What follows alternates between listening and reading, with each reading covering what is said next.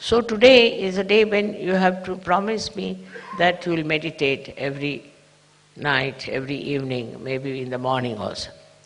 Whenever it is possible, if you can go into meditative mood, you are in contact with this divine power.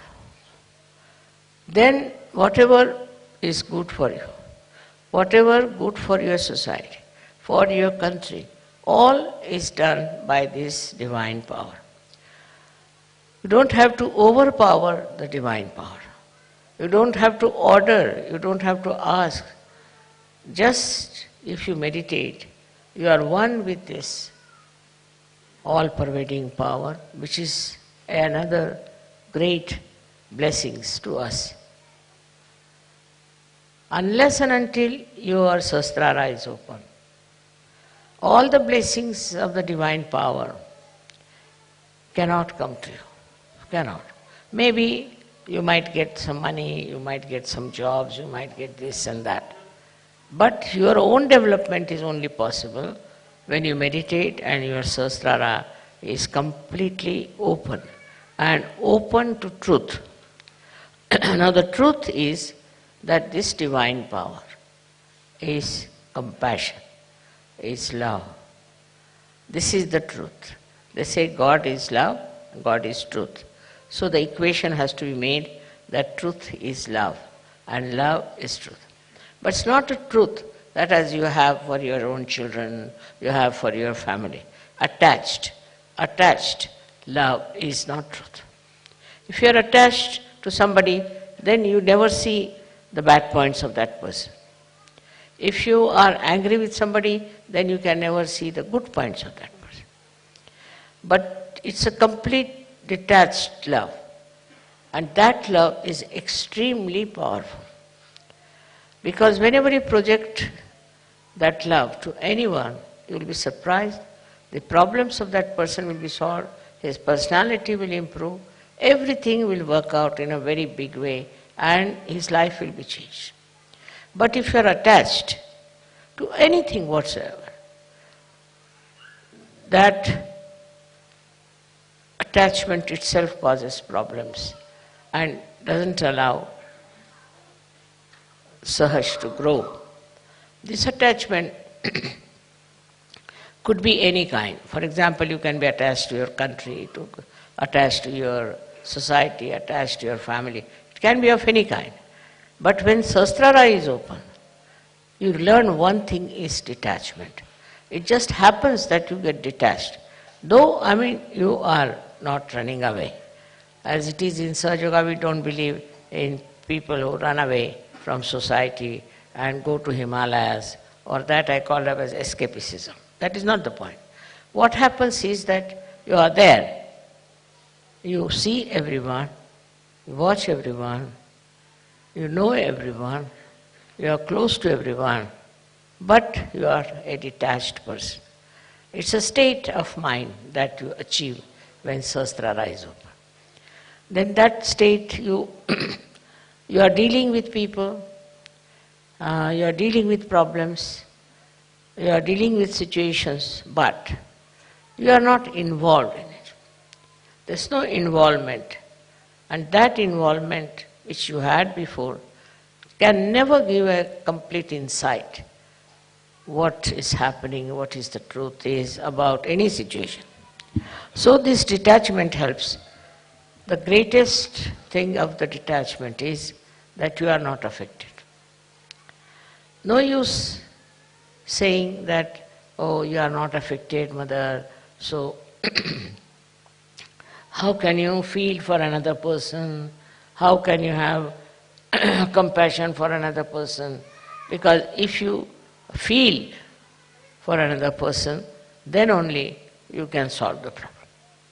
But this feeling that you have is again a kind of an attachment. It is not a real feeling, because it doesn't help. The person is crying, you are also crying.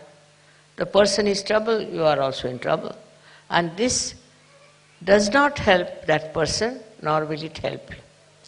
So to have detached in no way means you do not feel the another person. You do feel.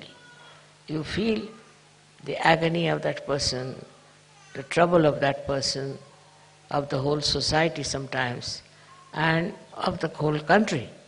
But that your feeling is so detached that the all-pervading power takes over. First, we must have full faith in the capability of this all-pervading power. As soon as you are detached, you say, you do it. Finished. Once you say that you are going to do it, it's you who is going to do it. Whole thing changes completely because you transfer all your responsibilities, all your problems to this divine power which is so powerful, which is so capable, which can work out anything. So whenever you think that this problem you are going to solve, you are the one who is going to do it, then all right, the divine power says, all right, try your luck. But if you can really put this problem to the divine power, it will work out. We have all kinds of problems in Sahaja Yoga, especially when we find that people are not so much attracted to Sahaja Yoga. They are few in number, then you feel very bad about it. But have you tried to meditate on this point, and have you tried to put this problem to the divine power? Why should we worry when we have divine power available through our Sahasrara? Why should we worry? Why should we think about it? Just leave it to the divine power. If that is possible, if that you can achieve, which is very difficult for human beings, because they live with their ego, they live their conditionings. But if that attachment to all these things goes away, then what you do is just leave things to this power. Krishna has said in his Gita, Sarva dharmanam parityajya mamekam sharanam vacha. Forget about all your dharmas. Dharmas means meaning that we have a dharma of a wife, of a husband, of a member of the society.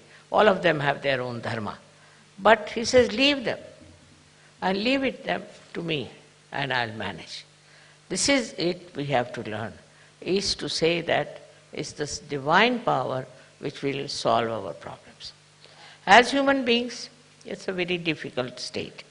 And this state only can be achieved through meditation. I'm not saying that you go on meditating for hours together, not necessary. But with full faith in yourself and in the divine power. If you work it out, I'm sure it's not difficult to rise to that state of consciousness. That is what we have to achieve. It's possible for men as well as for women. They don't have to think, how can we, mother, do it after all? See, all such people are no good for Sahaja Yoga. Those who have diffidence about themselves cannot do anything. But those who are surrendered and those who think they can do it can manage all this transfer of their power to the divine power. Just put it on the divine power. Now supposing I have a car which can drive me down. So if I have a car, then I don't put bullocks on it, that I don't push my car. I just sit inside and use it. In the same way, if you have this great power around you, if your Sahasrara is absolutely, completely submerged in it, then you will be amazed how things work out for yourself. I will give you an example of Sahaja Yogi. He is no more now. He was a fisherman, ordinary fisherman, but also he was educated, so he was working in a bank. This one was going one day to do some Sahaja Yoga work, and he had to go by boat. So when he came out, he saw the whole place was clouded and it was about to burst out into a big havoc. So he got very much perturbed about it, that what is this? Immediately his Sahasrara was so open and good. Immediately he said, now I leave it to this divine power. to stop all these things happening. I don't want it to rain and to have any problem till I come back home and go off to sleep. And it was surprising, people told me that, Mother, the clouds and everything were there all throughout, but it did not rain, did not do anything, and there was no chaos of any kind. He went to another island where he had to go, he did Sahaja Yoga and came back. And then when he went to sleep, then only everything started pouring down. So nature, everything, every leaf, every flower, everything is worked out through the divine power. So we should not have our ego that we can do something ourselves, we can manage ourselves.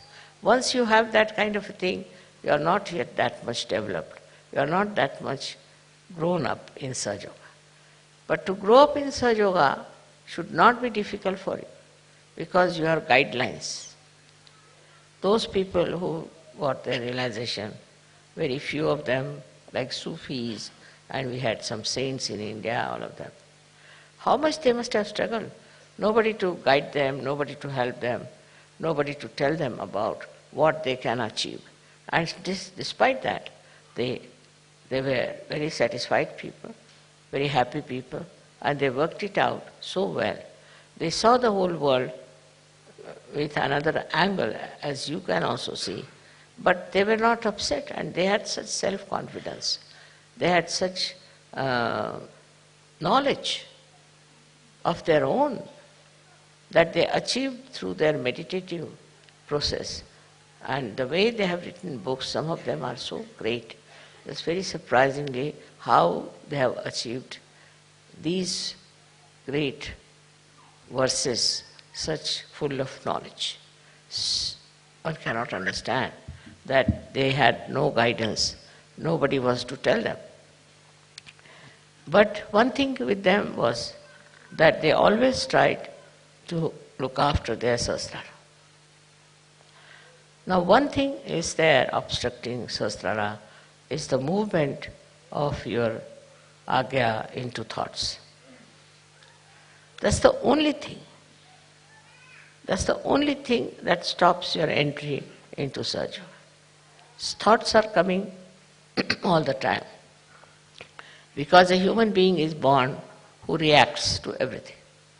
React to this and react to that, and the thoughts come in and thoughts go. There's a big crowd of thoughts. Because of that, your attention cannot cross over agya and can reside in the sahasrara. So first of all, one should see what sort of thoughts are coming. You have to condemn yourself sometimes. You have to say, what nonsense, what have I been doing? What's the matter with me? How could I do all that? Once you start doing that, these thoughts will start disappearing. These thoughts are coming from two angles, one from the ego and another from your conditionings. And these are so much built up within you that they don't allow your agya to be crossed. That's why we have two bija mantras of Ham Ksham. First one is, when it is conditioning, you are endowed with this kind of a fear. I shouldn't do like this, I shouldn't do like that, is not allowed, that is not allowed. That's the conditioning part of it. Conditioning can be of many types. But the ego part of it is that I must overpower everybody, I must get this, I must be able to rule everyone.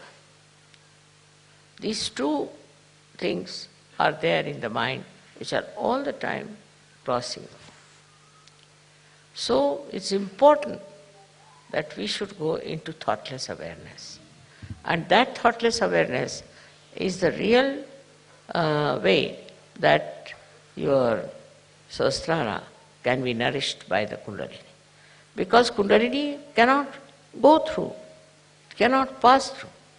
And for that, as I said, there are two bija mantras. One is Ham, another Ksham. So if you are conditioned, you are frightened, you are afraid, and you had ideas about yourself. These days, the way people are describing, they'll say, I'm an extrovert. Somebody will say, I'm an introvert. Somebody will say, I'm hippie, I am that, I am that. All kinds of things they can have attributed to themselves. But these ideas are all coming from outside. They are not from inside. To get to the inner side of yourself, to the subtler side of your being, you must allow the Kundalini to go through the Agya. To cross the Agya is a very important thing in modern times. And for that you have to meditate. If you can meditate with complete faith in yourself, this Agya can be opened up with surrendering to the Divine. You have to surrender yourself to the Divine. And when this Agya opens, you'll be amazed. Your Sahasrara is just waiting to transfer, to give you all the help that you need through the all-pervading power. Your connection of Sahasrara with the all-pervading power is established. And by that you will be amazed how all these 7 chakras work for you. How they help you. How they try to give you whatever is the real knowledge about everything. This real knowledge that you get is very joy-giving. You can see this real knowledge in everything.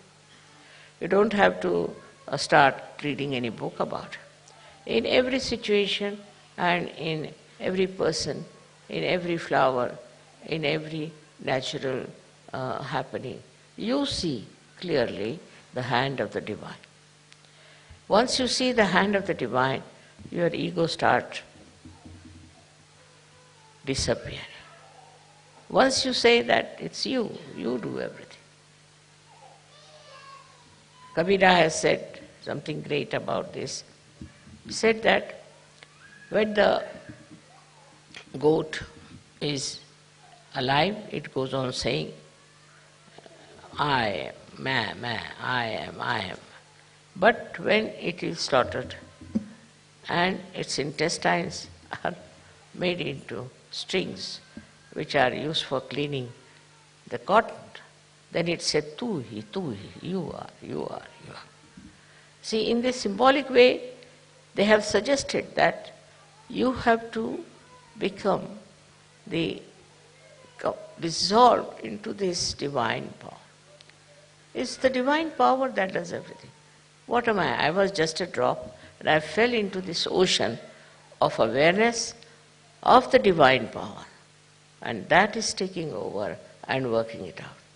That will help you a lot to be a great surgeon.